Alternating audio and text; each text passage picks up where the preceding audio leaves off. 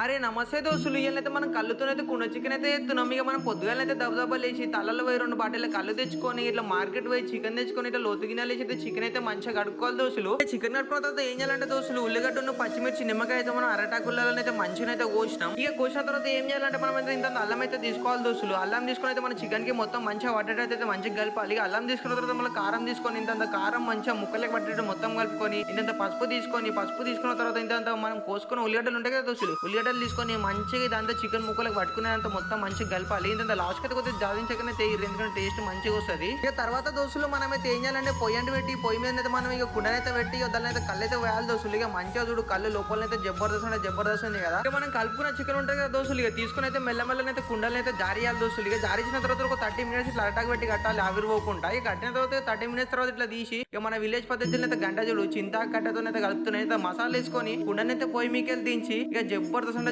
అయింది. లోపల టేస్ట్ అయితే మస్తు అంటే మస్తు ఉంటుంది. ఇట్లా అరటాకులు వేసుకొని కళ్ళు వేసుకొని సుక్క ముక్క దంచడే దోస్తులు.